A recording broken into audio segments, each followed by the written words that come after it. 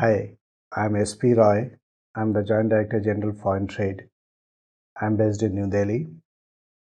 I look after the import-export policy of the government, the implementation, its formulation, all of it. Today, I'm going to talk about the role of DGFT, what it does, how it promotes exports, and along with the role of DGFT, we'll be talking about the export promotion councils. The export promotion councils are the arm of the government, rather not the arm.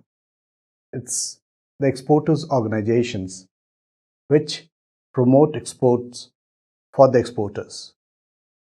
What activities it's involved in, what it does, how it does, that will be the part of this lecture today. We'll talk about the RCMC, that is the registration cum membership certificate, how it is issued, what it is used for, how you can obtain this. This will be a part of the lecture. Today, India has moved on from the role of regulating trade to facilitating trade.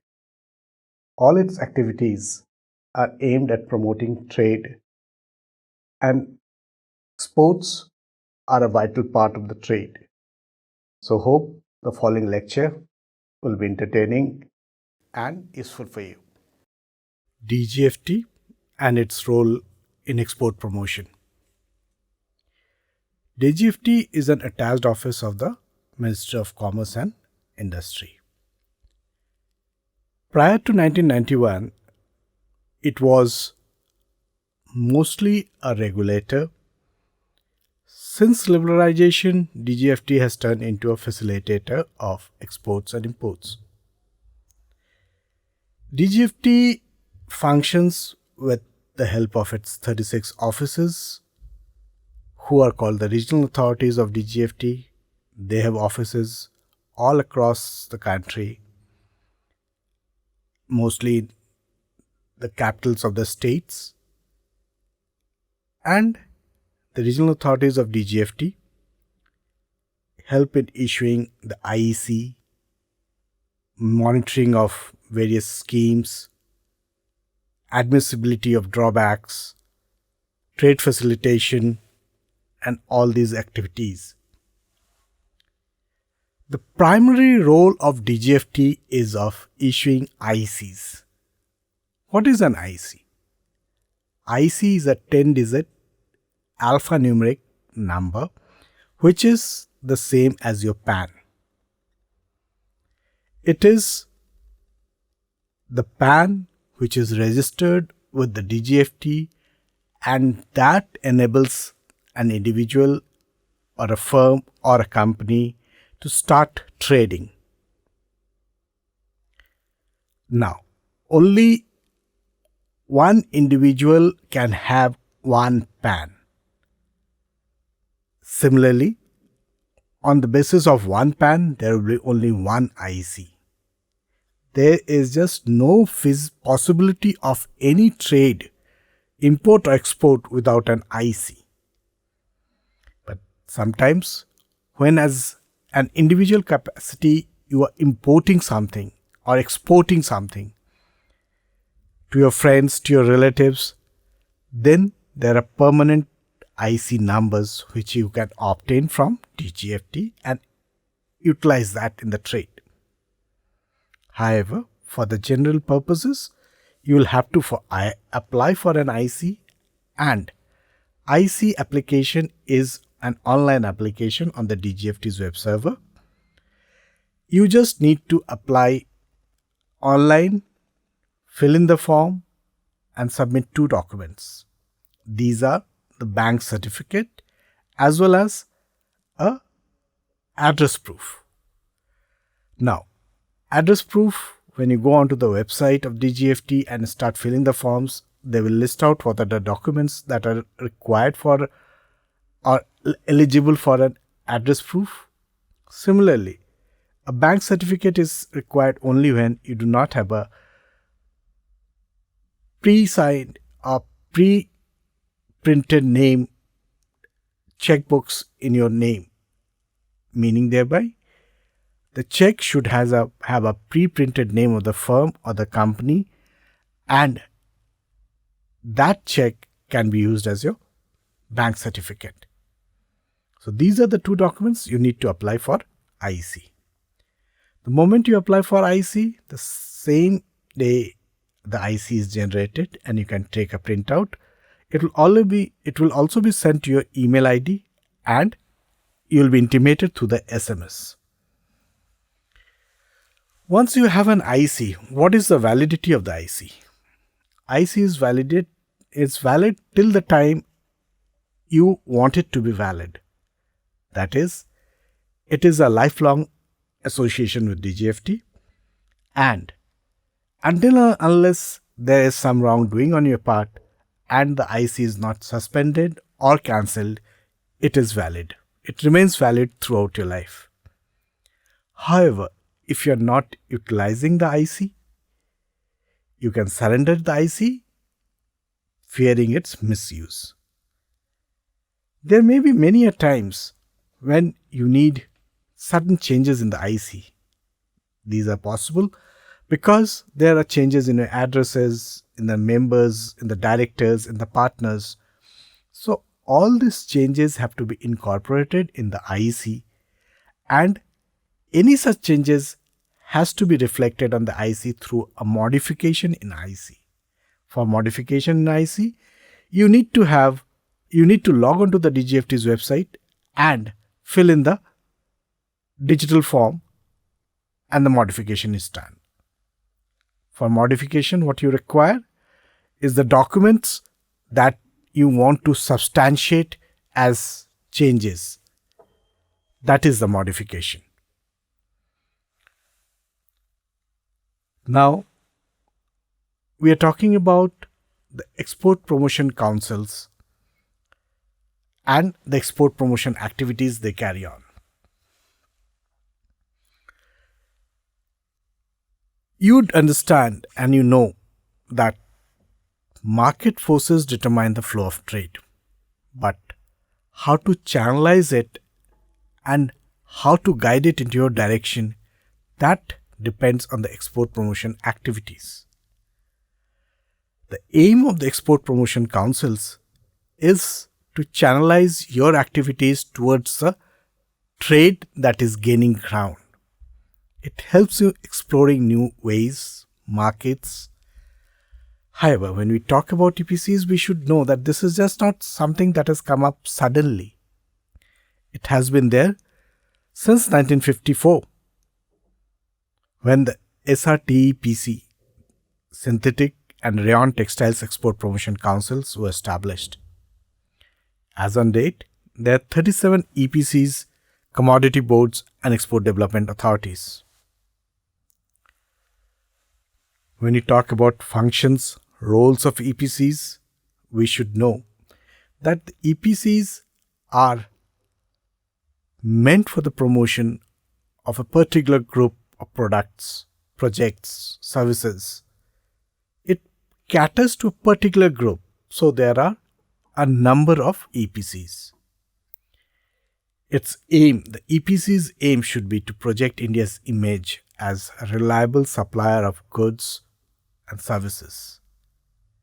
It should encourage and monitor the activities of the traders, the exporters, so that that matches the international standards and the specifications. The EPCs should also keep the exporters abreast of all the developments that are happening in the trade by organizing seminars, conferences, taking them on a tour, attending the trade conferences. However, the most important thing that the EPCs do is to register their members and granting them the registration cum membership certificates. These documents, the RCMC that is issued by the EPC, is primarily one of the most necessary documents in the trade. We'll talk about RCMCs a bit later, but before that you should know that the EPCs are also there to help you out in documentation procedure in availing benefits from the government. It also helps you giving you the links to other organizations, other bodies from whom you can extract help in promoting your own activities. But remember, all these EPCs do not provide financial assistance. Rather, it is on the membership fees that you pay that they sustain themselves. What is the basis for the EPCs to register? How are they registering authorities? To be a registering authority, you have to abide by the rules of the government. In this case, the Department of Commerce and DGFT has laid down that the EPCs will not be controlled by a few people for their own interests. That is why it ensures that there is an elected representative as head of that organization. We ensure this through e-voting. The members may be scattered all over the country. Now, if they are told to come over for a voting at a particular place, that may be difficult. So the members are enabled to e-vote their representatives.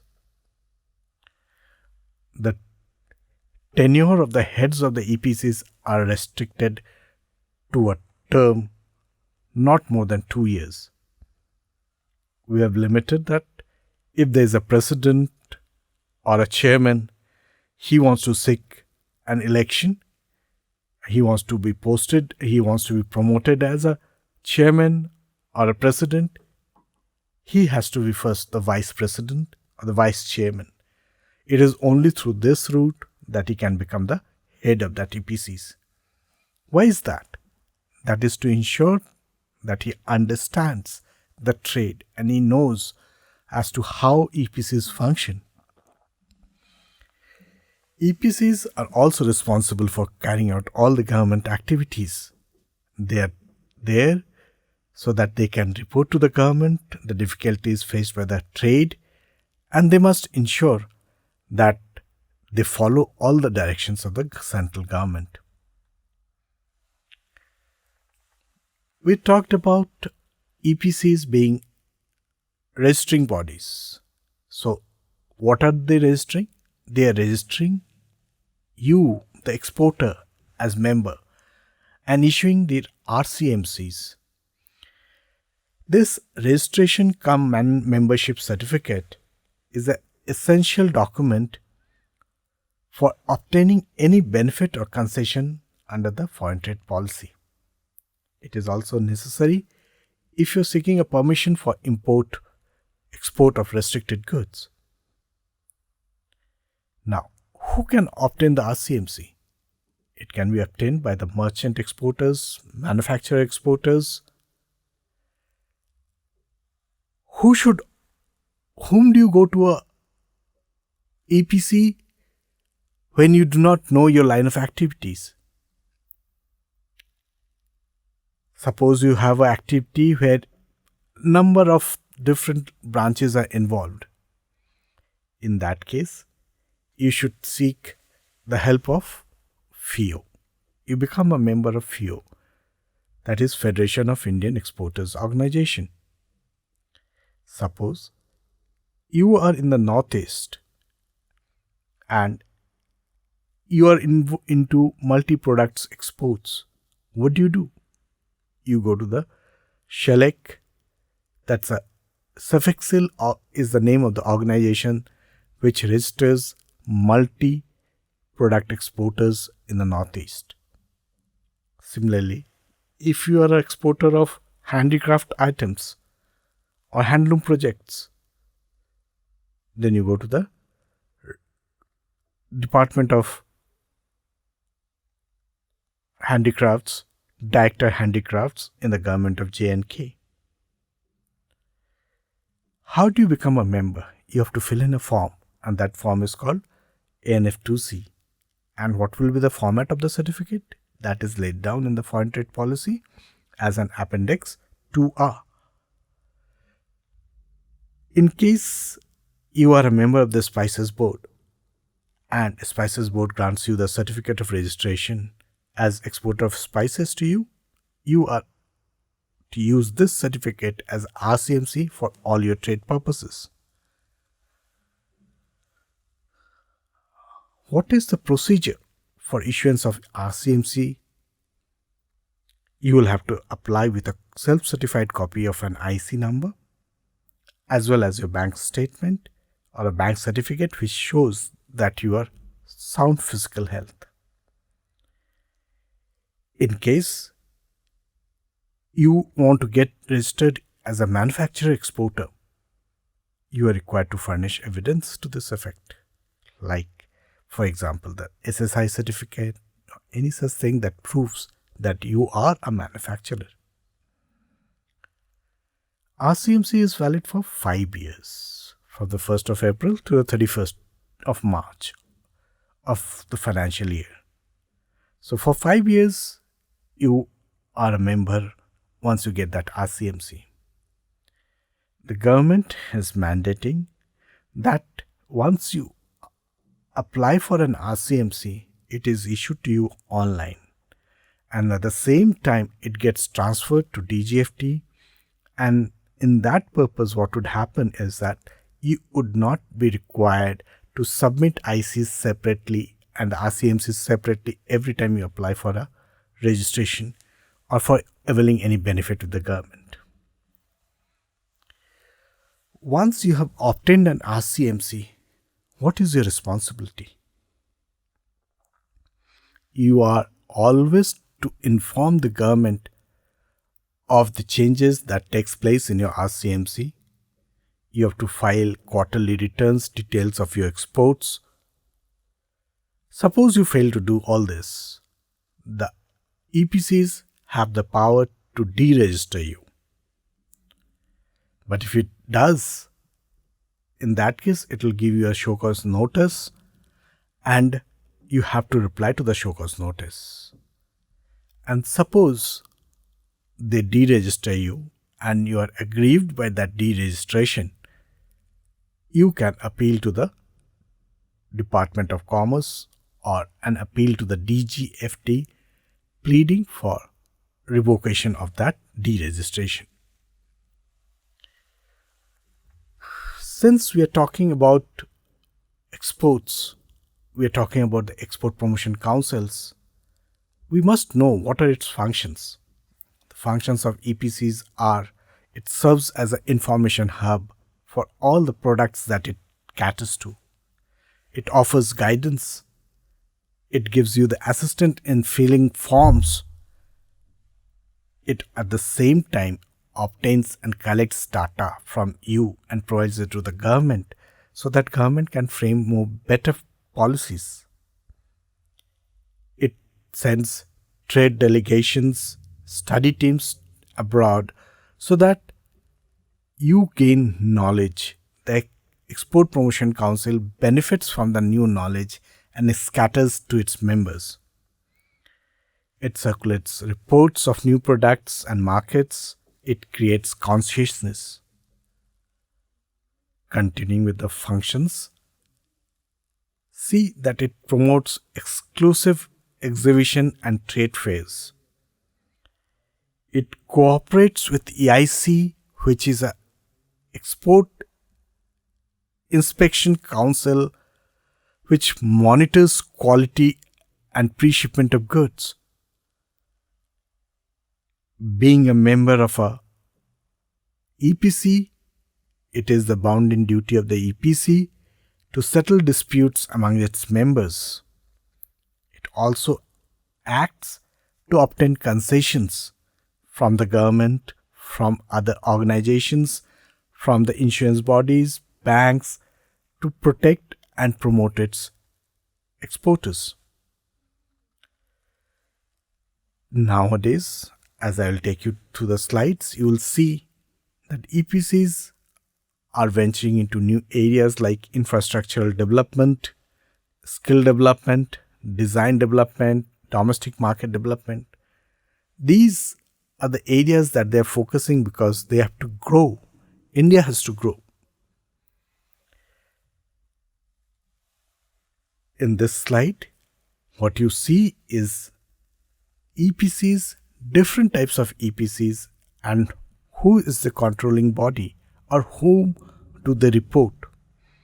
For example, under the EPCs, under the Ministry of Commerce and Industry, you will see there are around 12 export promotion councils which are directly seeking benefits or representing the specific bodies and reporting to the Department of Commerce. Similarly, there are around 8-9 bodies which are under the Ministry of Textile. These textile ministries, EPCs, promote that kind of activity which is controlled and governed by the Textile Ministry. When we talk about textiles, we talk about commerce, we should also talk about agriculture. That's a major field. And when you see that there are commodity boards which are promoting agricultural products, plantation products like rubber, coffee, tea, tobacco, spices. These are the commodity boards which are under different ministries like the Commerce, Department of Agriculture, and not only them, big institutes like AMPEDA, AMPEDA is Marine Products Development Authority. NAFED, these are into marketing and promoting agricultural products. So, you basically have an entire gamut of trade activities being looked into by EPCs who have grouped together or made a special niche product for themselves and are catering to those specific branches of trade. I'll take you through the slides of where I have tried to capture the interviews by the various EPCs and what are the challenges they face and how they are promoting trade. Here, you would see that the Chairman Council of Leather Exports says that the Council of Leather Exports is penetrating or trying to promote its products in less developed markets like Russia, Japan, Canada, Australia, Korea. Why? Because it feels that there is only 2% market share which is captured by India. Whereas EU and US the market share is 68%. So you don't have much scope to grow. But in the rest of the countries like Russia, Japan, etc., there's a tremendous growth opportunities. The CLE is focusing in these areas. Now, when we talk to April Export Promotion Council, what does they say? They feel that AEPC is into export promotion, skill development, training, and strategy. So, these slides that you see, the ChemExcel, the telecom equipment promoters, service promoters, the Engineering Promotions Council, the Carpet Export Promotion Council, the Spices Board, all these organizations are functioning to promote trade. Now, you as an exporter should try to tie up or be a member of one of these EPCs to drive maximum benefits out of it. So friends, hope you have learned something about the trade, the role of DGFT, how it works, what it does, how an IEC is issued, what you should be doing with the IEC part, how the export promotion councils work, what they can do for you, how you can achieve the maximum benefits out of it, what you should be doing to obtain an RCMC, how you can use the export promotion councils for forwarding and taking your trade forward. All these things that were part of the lecture are meant to guide you. Remember, all these facilities that are there are always being updated, and you should always be looking for updates in the field of activity. DGFT, the main source of all such activities, updates all its work that it does on its website. You can log on to dgft.gov.in and you can find all the latest happenings on the trade. Thank you.